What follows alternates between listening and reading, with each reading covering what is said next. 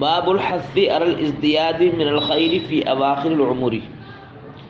حث سبحانہ تو ابھارنا علی صلے کے ساتھ زندگی کے آخری لمحات میں مزید بھلائیوں پر ابھارنے کا باب.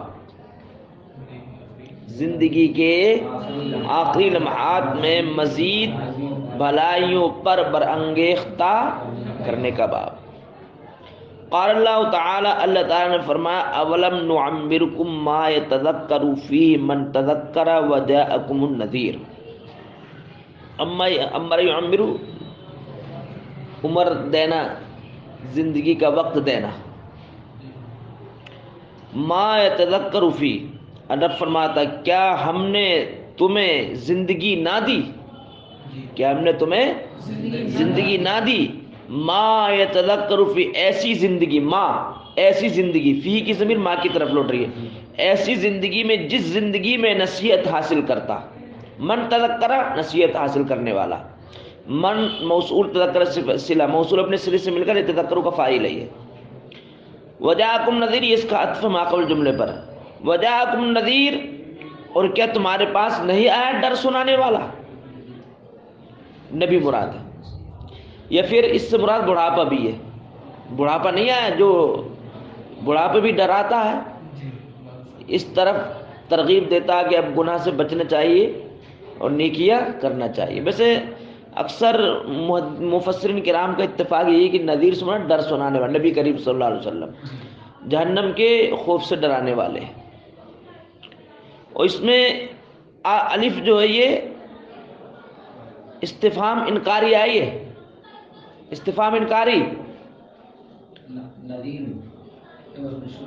شروع میں. کیا ہم نے تمہیں وہ زندگی نہ دی کہ جس زندگی میں نصیحت حاصل کرنے والا نصیحت حاصل کرتا؟ تذکر اتذکرو، استفہام انکاری کا وقوع اگر نفی میں ہو تو اس کا معنی ثبوتی ہوتا ہے، اور ثبوتی میں ہو تو معنی نفی ہوتا ہے. تو مطلب یہ کہ ہم نے تمہیں ضرور زندگی دی، یقیناً ہم نے تم کو ایسی زندگی دی، یعنی 70 سالہ 80 سالہ زندگی دی کہ جس میں چاہتے تو تم نصیحت حاصل کر سکتے تھے، اور تمہارے پاس نبی بھی آیا تو اس نبی کے پیغام کو عملی جامہ پہنا سکتے تھے. قال ابن عباس والمحققون، ابن عباس اور اہل تحقق نے، اہل حق نے فرمایا کیا اس کا معنی کیا ہے؟ اولم نعمرکم کا معنی کہتے ہیں، معنی اس کا معنی یہ اولم نعمرکم 60 سنہ، کیا ہم نے تمہیں 60 سالہ زندگی نہیں دی تھی؟ یہ کیا مطلب ہم نے تمہیں 60 سالہ زندگی دی، تو اتنی لمبی زندگی کیوں دی؟ تاکہ اعمال حسنہ کرو، نیکیاں کرو، اور پھر بعد میں کوئی عذر پیش نہ کر سکو، یا اللہ تم مجھے 60 سال کی زندگی تو دیتا، تمہیں نیکیاں کرتا، تو نے تو مجھے 40 سال میں اٹھا لیا، 30 سال میں اٹھا لیا. تو 40 سال کے بعد اب کسی کے پاس کوئی عذر نہیں رہ جاتا ہے، کیونکہ اتمام حجت پوری ہو گئی. اتمام حجت اب 40 سال کے بعد تو ایمان کا تقاضا یہی ہے کہ وہ نیکیوں کی طرف راغب ہو. ادھیڑ عمر میں قدم رکھ دیتا 40 سال کی عمر. وَيُؤَيِّدُ الْحَدِيثُ الَّذِي سَنَذْكُرُهُ إِنْ شَاءَ اللَّهُ تَعَالَى، اور اس کی تائید وہ حدیث بھی کر رہی ہے کہ جس کا ہم ذکر عن قریب کریں گے انشاءاللہ العزیز، آگے آ رہی ہے. وقیلا، اور یہ بھی کہا گیا ہے، قیلہ ضعیف کے لیے، اس کا معنی یہ بھی ہے کیا کہ معناؤ 18 سنتن، یعنی 18 سالہ زندگی. کیا ہم نے تمہیں 18 سالہ زندگی نہیں دی؟ یہ بھی ہے مراد 18 سالہ زندگی. تو ایک روایت میں 60 سال زندگی اور دوسری روایت میں 18. وقیلا، اور یہ بھی کہا 40 سنہ، 40 سال. قال الحسن والقلبی، امام حسن قلبی اور مسروق نے کہا ہے یہی 40 سال زندگی مراد ہے اس سے، کیونکہ اہل عرب میں 40 سال، چونکہ عرب کی سرزمین پر جب 40 سال کی زندگی ہو جاتی تھی تو آخرت کی طرف راغب ہو جاتے تھے، نیکیوں میں ہمتن مصروف ہو جاتے تھے. اور ابن عباس سے بھی یہی منقول ہے، ونقلا ابن عباس اور ابن عباس سے بھی یہی منقول ہے کہ اس آیت کریمہ میں جو عمر سے مراد ہے وہ کتنی عمر ہے؟ 40 سال۔ ونقلوا اور یہ بھی نقل کیا اہل عرب نے، یہ نقل محدثین نے، مفسرین کرام نے یہ بھی نقل کیا ہے کہ ان اہل مدینتی کانوا اذا بلغ احدهم 40 سنۃ، وہی اہل عرب نے یہ نقل کیا کہ اہل مدینہ میں سے جب کوئی پہنچ جاتا 40 سال کی اپنی عمر کو، اہل مدینہ میں سے جب کوئی ایک بھی پہنچ جاتا تھا 40 سنتن 40 سال کی عمر کو پہنچ جاتا تھا، تفرغ للعبادتی، تو اپنے آپ کو خالی کر دیتا عبادت کے لیے، مطلب اپنے آپ کو عبادت کے لیے وقف کر دیتا۔ تفرغ باب تفاعل سے خالی کرنا، فارغ کرنا، وقف کرنا، اپنے آپ کو اللہ کی عبادت کے لیے وقف کر دیا کرتا تھا۔ وقیلا اور یہ بھی کہا گیا ہے والبلوغ، اس آیت کریمہ میں بلوغ مراد ہے، بالغ ہونے کی عمر، وہ کتنی ہے؟ 15 سال، زیادہ سے زیادہ 15 سال ہے۔ وہ قول تعالی، اللہ تعالیٰ کا قول جاءکم النذیر، نذیر سے کیا مراد ہے؟ قال ابن عباس والجمہور، ابن عباس اور جمہور علماء نے کہا ہے هو النبی صلی اللہ علیہ وسلم، نذیر سے مراد نبی کریم صلی اللہ علیہ وسلم۔ وقیل الشیب، اور یہ بھی کہا گیا کہ نذیر سے مراد بڑھاپا ہے، چونکہ بڑھاپا بھی ڈرانے والا ہوتا ہے، آخرت کی یاد دلانے والا ہوتا ہے۔ قالہ اکرمہ و ابن عیینہ، اکرمہ اور ابن عیینہ اور ان دونوں کے علاوہ نے بھی یہی کہا کہ اس سے مراد شیب ہے، بڑھاپا، اور اللہ تعالیٰ زیادہ جانتا، واللہ عالم، اور زیادہ اللہ تعالیٰ جانتا ہے کہ اس سے کیا مراد ہے۔ اچھا، واما الاحادیث، رہی احادیث کریمہ، فالاول الحدیث الاول، پہلی حدیث، عن ابی ہریرہ رضی اللہ تعالی عنہ عن النبی صلی اللہ علیہ وسلم، حضرت ابو ہریرہ رضی اللہ تعالی عنہ سے مروی ہے، وہ روایت کرتے نبی کریم صلی اللہ علیہ وسلم سے، قال، نبی کریم صلی اللہ علیہ وسلم نے ارشاد فرمایا، اعطر اللہ الی امرئ اخر اجلہ حتی بلغ 60 سنہ، اللہ تعالیٰ کسی بھی مرد کو عذر عطا نہیں فرماتا ہے، اللہ تعالیٰ کسی بھی مرد کو قیامت کے روز عذر عطا نہیں فرمائے گا، یعنی کسی بھی مرد کا عذر قبول نہیں کرے گا۔ کب؟ اخر اجلہ، جس مرد کی موت کو اللہ نے مؤخر کیا، جس کو وقت دیا، کتنا؟ حتی بلغ 60 سنہ، یہاں تک کہ وہ 60 سال کی عمر کو پہنچ گیا۔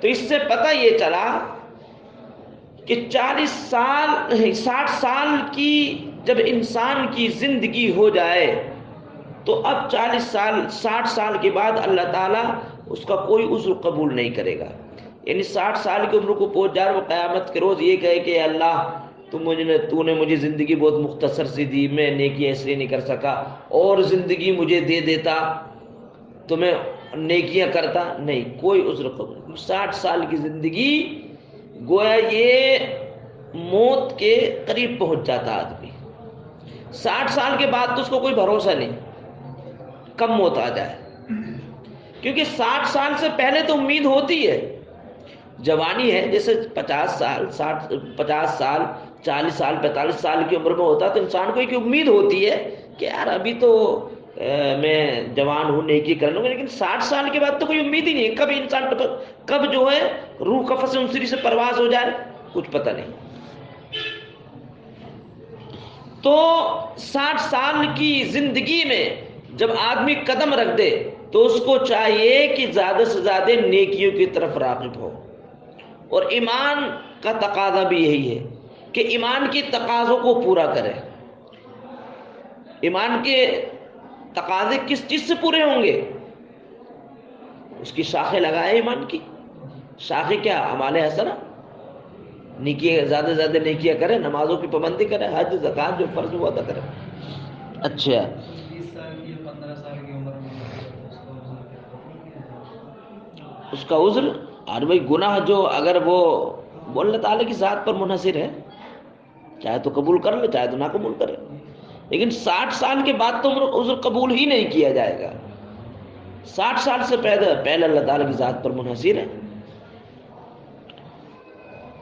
اور 60 سال کے بعد بھی اللہ تعالیٰ عذر قبول کر لے تو اس کی ذات پر منحصر ہے۔ اب آذر اللہ کا معنی دے رہے ہیں، کہہ رہے ہیں قال العلماء معنی اس کا معنی یہ ہے کہ لم یترک له عذرا، اللہ تعالیٰ اس کے لیے کوئی عذر نہیں چھوڑتا ہے۔ جس نے 60 سال کی عمر میں قدم رکھ دیا اس کے لیے کوئی عذر نہیں چھوڑتا۔ کب؟ اذ امحل عادم، جبکہ اللہ نے اس کو اس مدت کی اس کو مہلت دے دی۔ عمل مہلت دینا، جب اس نے اس 60 سالہ زندگی کی مدت کی مہلت، 60 سال تک کی مہلت اس کو جب دے دی، اللہ تعالیٰ اس کے لیے کوئی عذر پھر نہیں چھوڑتا۔ یقال، یہ بھی کہا جاتا ہے کہ آذر الرجل اذا بلغ الغایۃ فی العذر، کہ آذر الرجل اذا بلغ الغایۃ فی العذر، یہ بھی کہا جاتا ہے کہ مرد عذر قبول نہیں کرتا جبکہ وہ عذر میں انتہا کو پہنچ جائے، یہ بھی اس کا معنی یہ کہا جاتا ہے۔ الحدیث، دوسری حدیث ابن عباس رضی اللہ تعالیٰ عنہ سے مروی قال، کہتے ہیں کانا عمر رضی اللہ تعالیٰ عنہ یدخلونی مع اشیاخ بدر، اشیاخ شیوخ کی جمع، شیخ کی جمع۔ حضرت ابن عباس رضی اللہ تعالیٰ عنہ سے مروی قال، کہتے ہیں عمر رضی اللہ تعالیٰ عنہ مجھ کو داخل کرتے جنگ بدر کے بزرگ صحابہ کی فہرست میں۔ کون کہتے ہیں؟ ابن عباس کہتے ہیں کہ حضرت عمر کی عمر، حضرت عباس کی عمر چھوٹی تھی، تو کہتے ہیں عمر یدخلونی، مجھ کو داخل کرتے تھے کس میں؟ مع اشیاخ بدر، جنگ بدر کے بزرگ صحابہ کرام کے ساتھ۔ فَكَأَنَّ بَعْضَهُمْ وَجَدَ فِي نَفْسِهِ، وجد فی کے ساتھ ناراض ہونا۔ جب بزرگ صحابہ کرام نے، میرے بچپن کا دور، ابن عباس کہتے ہیں جب مجھ کو اپنی فہرست میں دیکھا تو صحابہ کرام کچھ اپنے دل میں ناراض ہو گئے کہ یہ تو بچہ ہے، یہ بچہ کس بنیاد پر ہمارے ساتھ شریک ہے، حالانکہ اس جیسے تو ہمارے بیٹے بھی ہے، تو ہمارے بیٹے کیوں داخل نہیں ہے، یہ کیوں داخل ہے؟ تو حضرت عمر نے اس کا جواب دیا کہ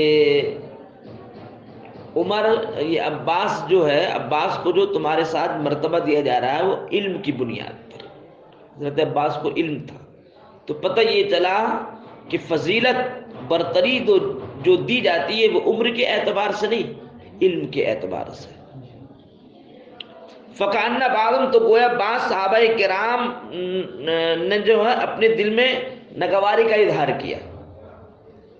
فقال، کہتے ہیں کہ لم يدخل هذا معنا، حضرت عمر نے ہمارے ساتھ اس کو کیوں داخل کی؟ لما يدخل، کیوں داخل کرتے ہیں اس کو ہمارے ساتھ؟ ولنا ابناء مثل درا، حالانکہ اس کے مثل ہمارے بیٹے بھی ہیں، اسی کو کیوں داخل کرتے، ہمارے بیٹوں کو کیوں داخل نہیں کرتے؟ فقال عمر، تو حضرت عمر نے کہا انه من حيث علمتم، بے شک وہ ایسے مقام میں سے ہیں کہ جس کو تم جانتے ہو، وہ ایک ایسی حیثیت سے ہیں جس کو تم جانتے ہو، یعنی ان کو جو علم حاصل ہے اس علم کو تم اچھی طرح، ان کو جو علم آتا ہے اس علم کو تم اچھی طرح جانتے ہو۔ فدعانی ذات یوم، تو کہتے ہیں حضرت عمر نے مجھ کو ایک روز بلایا، عباس کہتے ہیں مجھ کو ایک روز بلایا، فادخلنی معهم، تو مجھ کو ان کے ساتھ داخل کر دیا۔ کن کے ساتھ؟ بزرگ صحابہ کرام کے ساتھ۔ فما رأيت انه دعاني يومئذ الا ليريهم، تو کہتے ہیں کہ میں نے یہ دیکھا کہ وہ مجھ کو انہوں نے نہیں بلایا مگر ان کو دکھانے کے لیے، لیريهم، میرا علمی کمال ان کو دکھانے کے لیے، انه، کہ مجھ کو بلایا اس دن، یعنی جس دن مجھ کو بلایا تو میں گمان نہیں کرتا مگر یہی کہ لیريهم، نفی اس بات کہ مجھ کو بلایا اس لیے کہ میرا علمی کمال، لیريهم، تاکہ ان کو دکھائے میرا علمی کمال، بزرگ صحابہ کرام کو۔ قال، تو حضرت عمر نے سوال کیا بزرگ صحابہ کرام سے، ما تقولون فی قول اللہ، اللہ تعالیٰ کے اس قول اذا جاء نصر اللہ والفتح کے متعلق تم کیا کہتے ہو، یعنی اس سے کیا مراد ہے؟ اذا جاء نصر اللہ والفتح سے کیا مراد ہے؟ فقال بعض، تو بعض صحابہ کرام نے کہا کہ اس سے یہ مراد ہے کہ امرنا، ہم کو حکم دیا گیا کہ اللہ کی ہم حمد بیان کریں نحمد اللہ ونستغفر، اللہ کی حمد بیان کریں، توبہ استغفار اس سے مغفرت طلب کریں. کب؟ اذا نصرنا، جب ہم کو فتح مل جائے، وہ فتح علینا، اور اللہ تعالیٰ ہم کو فتح عطا فرما دے، تو ہم کو چاہیے کہ ہم اللہ کی تسبیح و تحلیل بیان کریں، اس سے توبہ استغفار. یہ مراد ہے. صحابہ کرام نے کہا. وسکت بعضهم، بعض صحابہ کرام خاموش ہو گئے. فلم یکن شیئا، کچھ بھی نہیں کہا اس آیت کریمہ کی تفسیر کے تعلق سے. فقال علی اکذالک تقول یا ابن عباس، اے ابن عباس. تو پھر حضرت عمر کہتے ہیں، پھر حضرت عباس کہتے ہیں حضرت عمر نے پھر مجھ سے پوچھا کہ اسی طرح اے عباس کہ تمہارا بھی یہی قول ہے، کہ اسی طرح تم بھی کہتے ہو ابن عباس جو یہ کہتے ہیں، یعنی جو ان صحابہ کرام کا قول ہے وہی تمہارا قول ہے، تمہاری کیا مراد ہے اس سے؟ فقلت، تو میں نے کہا لا، میری وہ مراد نہیں ہے جو ان صحابہ کرام کی مراد ہے. قال، تو حضرت عمر نے کہا فما تقول، تمہاری قوت فکریہ کیا ہے، تمہارا نظریہ کیا ہے، تم کیا کہتے ہو اس تعلق سے، اس آیت کریمہ کے تعلق سے؟ قلت، تو حضرت عباس کہتے ہیں میری مراد یہ ہوا اجل رسول اللہ صلی اللہ علیہ وسلم اعلمہ لہ، اس سے مراد نبی کریم صلی اللہ علیہ وسلم کا وقت وفات ہے، جس کو جو وقت وفات اللہ نے ان کو بتلا دیا، باخبر کر دیا. اس جب اللہ کی مدد آ جائے گی، اذا جاء نصر اللہ والفتح، جب اللہ کی مدد آ جائے گی، یعنی جب مکہ جب فتح ہو جائے گا، سرکار کا جب وقت وصال جب قریب ہوگا، تو لوگ جوک در جوک جو ایمان میں داخل ہوں گے، ایمان لائیں گے جوک در جوک، جب سرکار کا وقت وصال جب قریب ہوگا. کہتے ہیں اذا جاء نصر اللہ، جب اللہ کی مدد اور فتح، مطلب یہ وذالک علامت و اجری، وہ نبی کریم صلی اللہ علیہ وسلم کے وقت وفات کی علامت ہے. جب سرکار کا وقت وفات کا وقت جب قریب ہو، فسبح بحمد ربک واستغفر، تو آپ اپنے رب کی حمد بیان کرو. یعنی اللہ تعالیٰ اپنے حبیب سے کہہ رہا ہے کہ جب آپ کا وقت وصال جب قریب ہو تو آپ زیادہ سے زیادہ اپنے رب کی حمد بیان کرو، واستغفرہ، اور توبہ استغفار کرو. تو اس سے پتہ یہ چلا، دو مسئلے معلوم ہوئے کہ جب انسان زندگی کے آخری عمر میں جب قدم رکھ دے تو اس کو چاہیے اللہ کی زیادہ سے زیادہ تسبیح بیان کرے، توبہ استغفار کرے، جیسے کہ اللہ نے اپنے حبیب مکرم کو حکم دیا.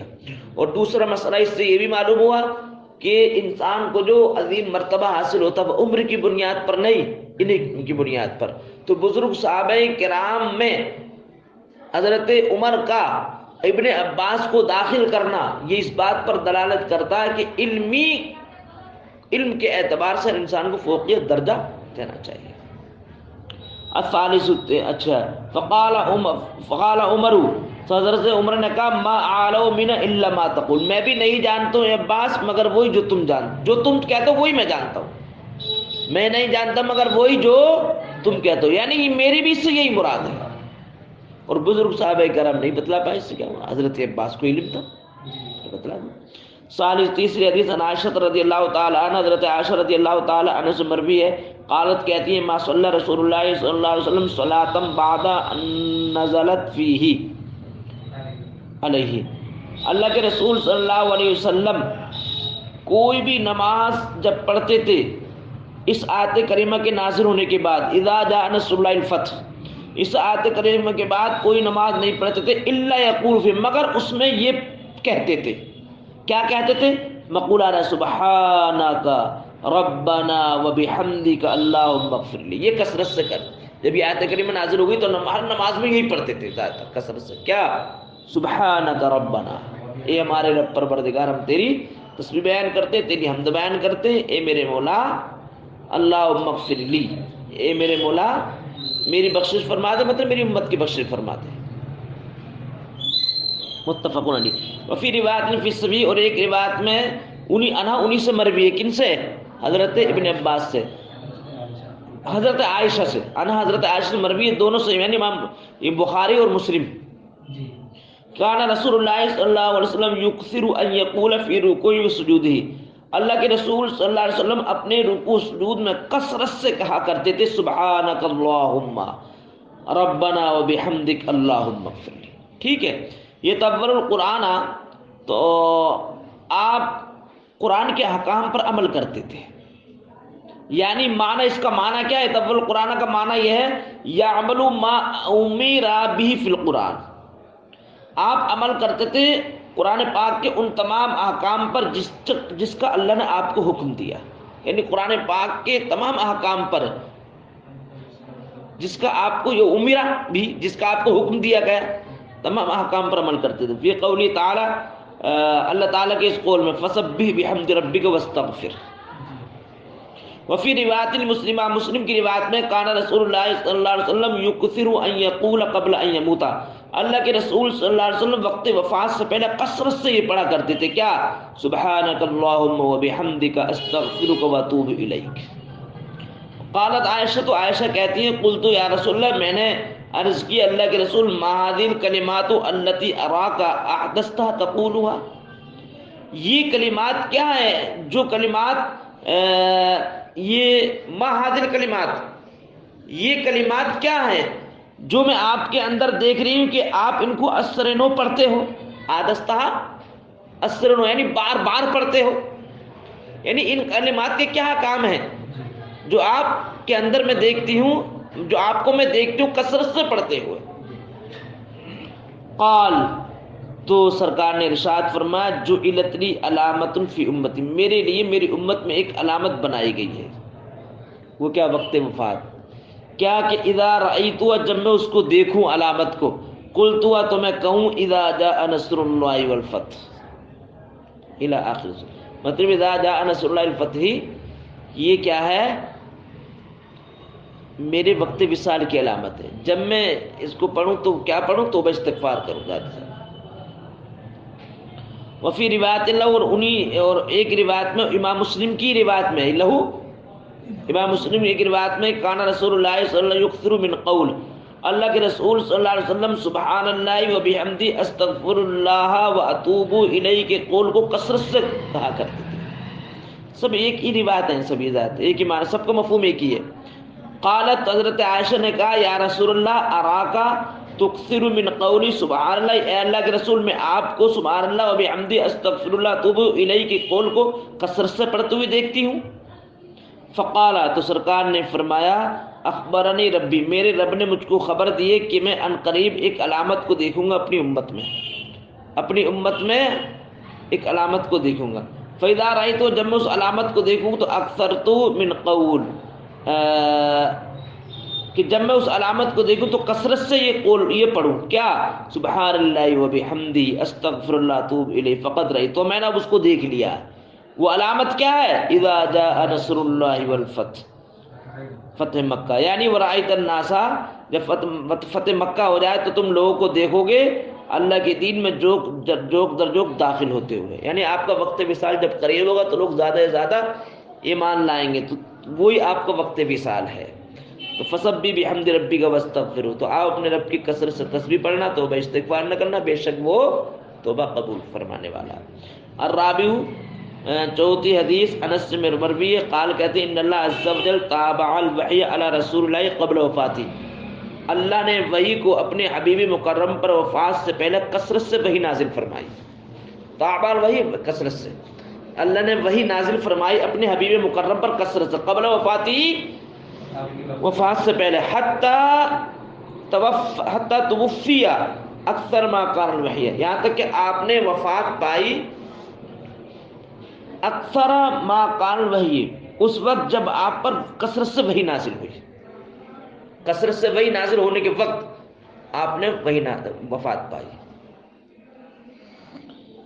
الخامس، ان جابر رضی اللہ تعالیٰ، پانچویں حدیث جابر رضی اللہ تعالیٰ سے مروی ہے، قالا کہتے ہیں اللہ کے رسول صلی اللہ علیہ وسلم فرمایا یبعث کل عبد علی ما مات علیہ، ہر بندے کو اٹھایا جائے گا اسی کیفیت پر جس کیفیت پر وہ اس دنیا سے گیا، مطلب جیسے بندے کے اعمال ہوں گے ویسے ہی اس کے ساتھ حساب و کتاب ہوگا۔